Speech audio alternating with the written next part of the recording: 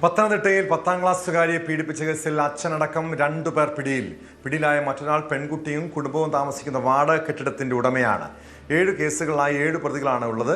7ാം ക്ലാസ്സിൽ പഠിക്കുമ്പോഴാണ് അച്ഛനിൽ നിന്നും ചൂഷണം ഏൽക്കേണ്ടി വന്നതെന്നാണ് പെൺകുട്ടിയുടെ മൊഴി. പ്രതി ഇപ്പോൾ വിദേശത്താണ്. ഇയാളെ നാട്ടിലെത്തിക്കാൻ ശ്രമം തുടങ്ങി. സഹപാഠികളോടാണ് കുട്ടി ലൈംഗിക ചൂഷണത്തിനിരയായ കാര്യം ആദ്യം പറയുന്നത്. തുടർന്ന് CWC വഴി പോലീസിൽ പരാതി നൽകുകയായിരുന്നു. ശശിനാരായണൻ ചേരുന്നുണ്ട് പത്തനംതിട്ടയിൽ നിന്ന് വിവരങ്ങളുമായി. ശശിനാരായണൻ, ഞെട്ടിപ്പിക്കുന്ന വിവരമാണ്.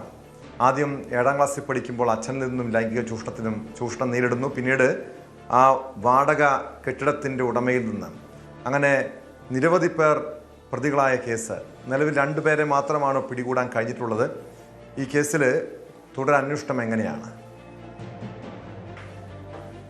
ടോം സൂചിപ്പിച്ച പോലെ തന്നെ വളരെ ഞെട്ടിക്കുന്ന ഒരു വിവരമാണ് ഈ 10ാം ക്ലാസ്സുകാരി പറഞ്ഞത്. എന്തായാലും ഈ സഹപാഠിയോടാണ് താൻ പീഡനത്തിന് ഇരയായ വിവരം ഈ പെൺകുട്ടി സൂചിപ്പിക്കുന്നത്.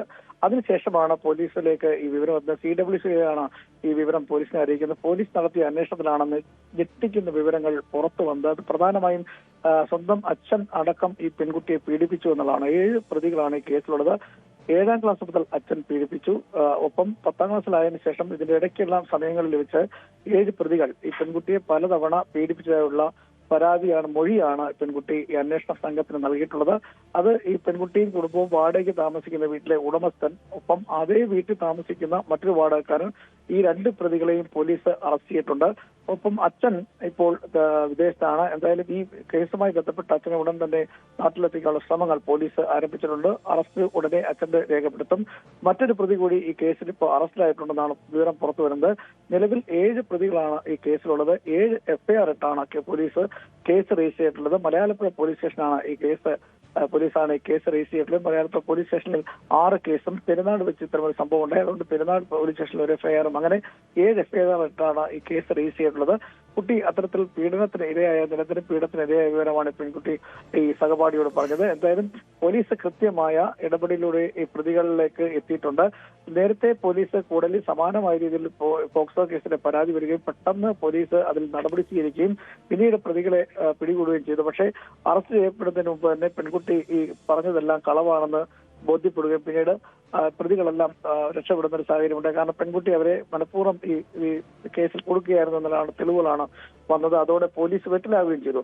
എന്നാൽ ഈ കേസിൽ കൃത്യമായ അന്വേഷണം നടത്തി പെൺകുട്ടിയുടെ മൊഴി രേഖപ്പെടുത്തി വൈദ്യ പരിശോധന രേഖപ്പെടുത്തി അങ്ങനെ എല്ലാ തെളിവുകളും ശാസ്ത്രീയ തെളിവുകളും ശേഖരിച്ചതിന് ശേഷമാണ് പോലീസ് ഇപ്പോൾ ഈ അറസ്റ്റിലേക്ക് കടന്നിട്ടുള്ളത്. എന്തായാലും ഈ കേസുമായി ബന്ധപ്പെട്ട് ഈ കുട്ടിയും കുടുംബവും താമസിക്കുന്ന വീട്ടിലെ വാടക കെട്ടിടത്തിന്റെ ഉടമസ്ഥനും അതുപോലെ തന്നെ അവിടെ താമസിക്കുന്ന മറ്റൊരാളും ഇപ്പോൾ അറസ്റ്റിലായിട്ടുണ്ട്.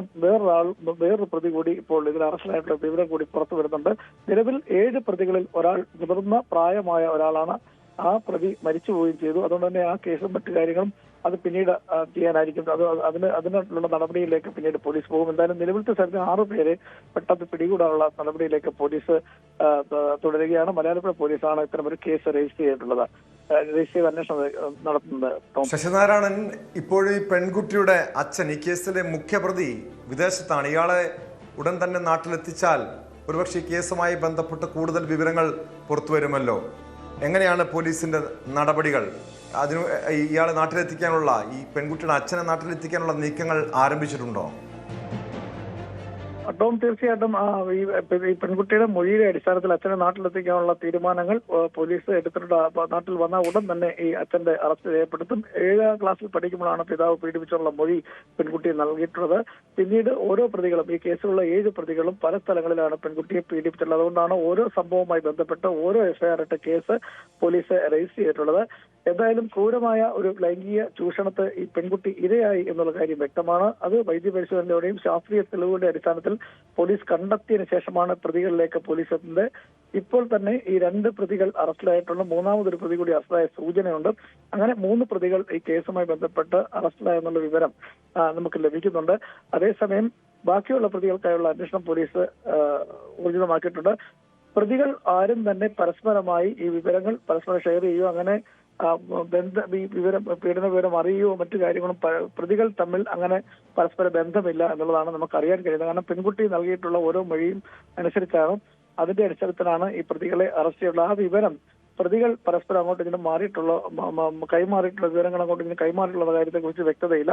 ഓരോ സംഭവം, ഓരോ പീഡനവും ഓരോ സ്ഥലത്ത് വെച്ചാണ് നടന്നിട്ടുള്ളത്. അതുകൊണ്ടാണ് ഓരോ എഫ്ഐആർ ഇട്ട് ഈ കേസ് മലയാളപ്പുഴ പോലീസ് എടുത്തിട്ടുള്ളത്. എന്തായാലും റാന്നി പെരുന്നാട് ആണ് ഒരു കേസുള്ളത്. അതുകൊണ്ടാണ് ഒരു കേസ് മാത്രം 7 കേസുകളാണ് ഈ 10ാം ക്ലാസ്സുകാരി പീഡിപ്പിച്ചതുമായി ബന്ധപ്പെട്ട് പോലീസ് രജിസ്റ്റർ ചെയ്തിട്ടുള്ളത്. 7 പ്രതികളാണുള്ളത്.